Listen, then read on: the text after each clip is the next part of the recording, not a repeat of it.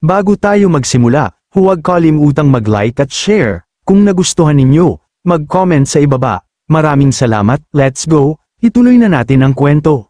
Sa sandaling yun, tumindig ng buong tapang si Li Fan, Worry isang mandirigmang handang sumuong sa unos ng kapalaran. Bakas sa kanyang mukha ang bigat ng nakaraan at ang matibay na determinasyon ng isang pusong hindi natitinag, mariin niyang winika, hanggat maiiwasan ko ang nilalang na nagkukubli sa layer ng kadiliman, makakawala ako mula sa bitag ng lugar na ito.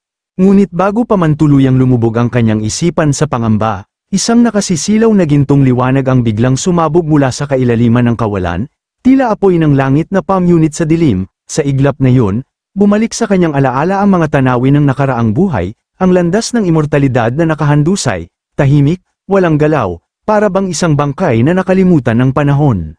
Nagsimulang mangamba si Li Fan, humina ang kanyang paghinga, sapagkat ilang sandali lamang ang nakalipas ay dumagundong sa kanyang isipan ang hindi mabilang na boses, malabong mga bulong na tila mga demonyong nang aakit sa kanya patungo sa guho ng kawalan, kung hindi dahil sa gintong liwanag na tumagos at sumire sa dakilang Great Immortal Severing Formation, tiyak na nadurog na ang kanyang kaluluwa.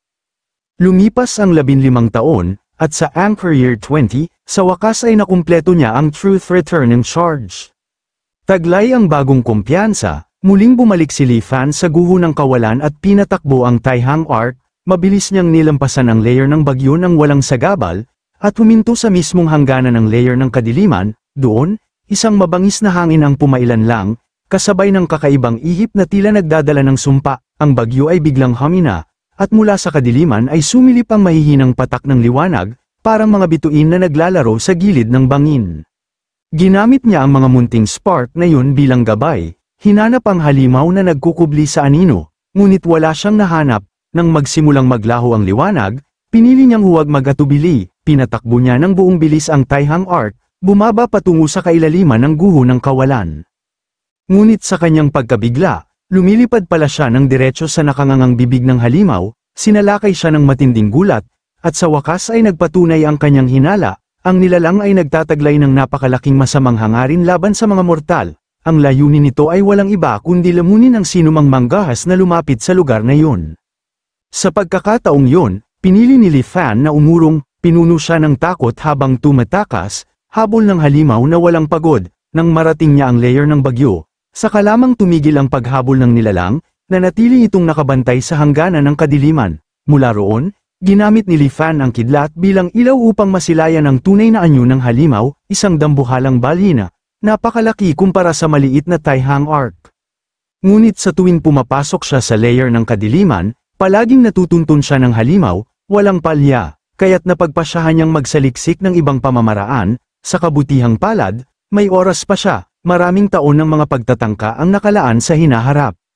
Sa sumunod na 15 taon, paulit-ulit niyang sinubukan ang layer ng kadiliman, ngunit bawat pagtatangka ay nauwi sa parehong kapalaran, mas mabilis siyang natutunto ng dambuhalang balina, kaya't napipilitan siyang umurong halos kaagad. Hanggang sa Anchor Year 35, sa gitna ng isa pang pakikibaka malapit sa layer ng bagyo, natuklasan niya ang isang mahalagang lihim. Sa mga araw na humuhupa ang puting ulap, tila naantala ang mga balina, nararamdaman lamang ang kanyang presensya makalipas ang ilang oras. Sa maikling sandaling yun, naniniwala si Li Fan na maaari na niyang marating ang pinakailalim ng guho ng kawalan. At sa matinding determinasyon, naghanda siya para sa isang all-out na pagtatangka, isang pagsubok na magtatakda ng kanyang kapalaran. Pinasimulan niya ang pinakamabilis na bilis na kaya ng kanyang katawan at isipan, umaasang makatawid sa layer ng kadiliman bago pa man makapagsalita ang dambuhalang balina. Mula sa ibaba, isang ilusyon na tanawin ang unti-unting lumitaw, papalapit ng papalapit, tila isang pangakong kaligtasan. Ngunit bago pa man siya tuluyang makalapit, muling umalingaw-ngaw ang nakakatakot na hiyaw ng balina, isang sigaw na yumanig sa mismong kaluluwa ni Li Fan. Napagtanto niya na huli na ang lahat, gaya ng dati, ang Truth Returning System ay biglang na-trigger. Tinatapos ang simulation at muling ipinapakita ang pamilyar na pagpipilian. Ngunit sa pagkakataong ito, hindi na niya pinansin ang pagpipilian, sa halip, buong lakas niyang idinirekta ang lahat ng pagsisikap sa pagpapabilis ng charge and progress. Doon niya napansin na ang kanyang psychological age limit ay hindi na tumaas, tila naabot na niya ang pinakamataas na hangganan. iniwan siya nito ng isang nakapilming span ng 778 taon na magagamit. Sa pagsisimula ng kanyang ikawalong buhay, sa Anchor Year 4, bumalik siya sa libingan ni Chen Hong, nang muling binuksan niya ito, nabawasan ang kanyang pangamba, hindi na sayang ang pagtatangka, ang charge and progress ay tumaas sa 51%, nagbigay sa kanya ng bagong motibasyon para sa landas ng hinaharap. Sa Anchor Year 5, sa araw na hamupa ang puting ulap, ang Void Transformation Charge ay umabot na sa halos 70%. Ngunit anumang bagay na mas mababa sa buong pagkumpleto ay walang tunay na halaga, maaari lamang siyang maghintay ng matyaga. Sa Anchor Year 20, sinubukan niyang muli, ngunit sumabog at nabigo. Sa Anchor Year 35, muling naglakas loob, ngunit kapareho rin nabigo.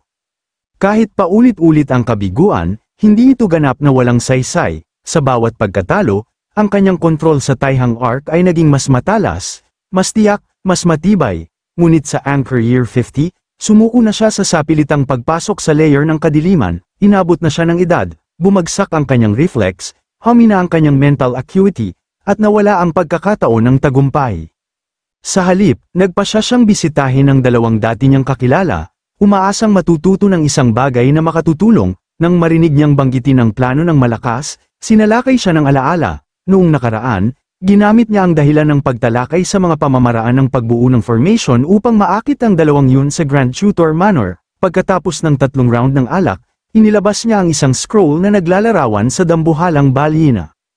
Ipinaliwanag niya na sinabi ng kanyang mga ninuno bago ito mamatay, kung sakaling magkaroon siya ng pagkakataon na makatakas sa lupain na ito, wala siyang dapat katakutin sa proteksyon ng Taiyan Arc ng kanilang sect, tanging ang huling layer, kung saan nagkukubli ang dambuhalang balyena, ang nangangailangan ng ganap na pag-iingat. Nang marinig ito ni Ko Hong, siya ay nabigla, mariin niyang tinanong kung paano maaaring umiral ang ganoong nakakatakot na nilalang sa madilim na lugar na yun nang hindi niya ito nakita mismo. Samantala, nagtataka si Dao Xuanzi kung ang hayop ay maaaring, ngunit agad siyang pinutol ni Li Fan, at tinanong kung kilala niya ang nilalang. Agad namang sumagot si Dao Xuanzi, nakita lamang niya ang mga pagbanggit nito sa mga sinaunang teksto. Ayon sa mga talaan, isang lumang sect na kilala bilang Beast Taming Sect ay minsang umiral. Ang sect na yun ay walang malalim na cultivation technique, ang buong pundasyon nito ay nakasalalay sa Beast Taming Arts. Sa pamamagitan ng mga sining na yun, kinokontrol nila ang mga kakaibang hayop ng langit at lupa upang lumaban para sa kanila. Sa mga maalamat na nilalang na naali pa ng Beast Taming Sect, ang dambuhalang balyena sa larawan ni Li Fan ay lumilitaw na isa sa kanila. Si Ko Hong, matapos lumingon kay Li Fan, ay nagsabi, ngayong nabanggit ang hayop, naalala niya ito noon, naniniwala siya na ito ay tinatawag na rift-splitting whale. Si Li Fan, na hindi maikubli ang kanyang pagkabalisa, ay nagtanong kung alinman sa kanila ang may alam kung paano maiiwasan ang ganoong nilalang. Inamin ni Dao Xuanzi na mga pira-piraso lamang ang kanyang nalalaman.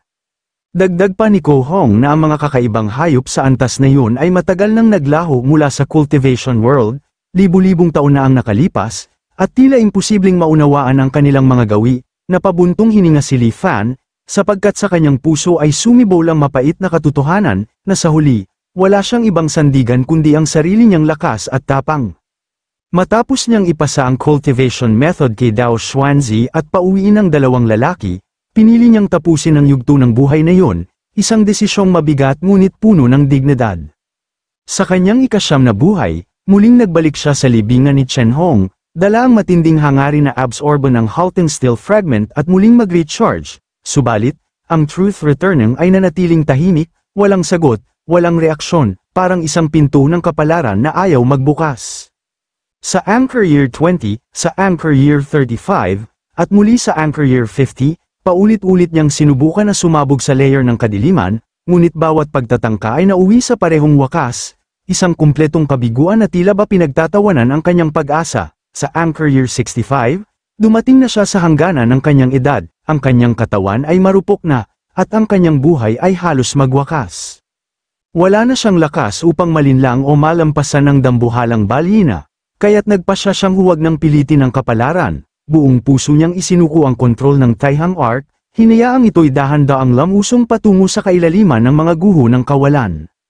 Mula pa sa simula, ang Arc ay naglakbay sa mga mapanganib na layer, una sa Astral Wind Layer, kasunod ang Elucory Light Layer, ang naglalagablab na inversion fire layer, ang nagyayelong profound ice layer, ang nagngangalit na thunderstorm layer, at sa huli ay pumasok sa nakakatakot na darkness layer.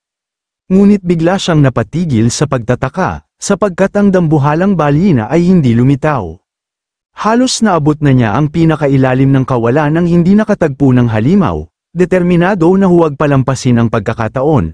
Muling kinuha ni Lifan ang kontrol at pinabilis ang arc ng buong bilis. Sa isang iglap, mula sa kawalan ay sumabog ang dambuhalang balyena. Hinabol siya, at itinulak ang arc mula sa likod gamit ang napakalakas na puwersa. Bamuka ang malalaking panga nito, handang lamunin siya ng buo.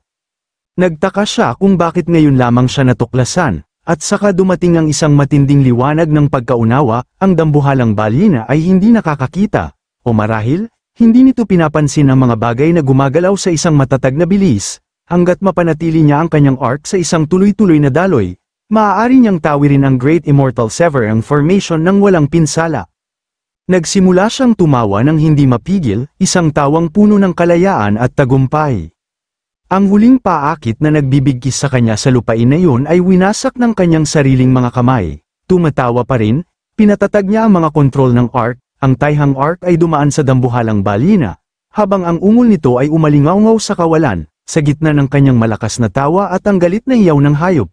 Ang arc ay tumagos sa rift sa pagitan ng dalawang realm, at tumama patungo sa cultivation world.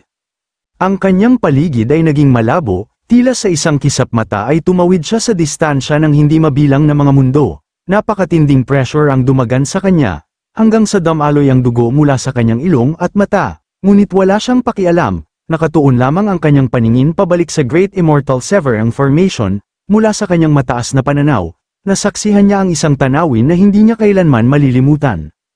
Ang dambuhalang balyena ay hindi nag-iisa, daan-daang mga nilalang ang gumagalaw sa kadiliman, hindi, higit pa roon, nakita niya ang libo-libo, oo, libo-libong dambuhalang balyena, lahat ay gumuguhit ng mga landas sa madilim na espasyo ng void.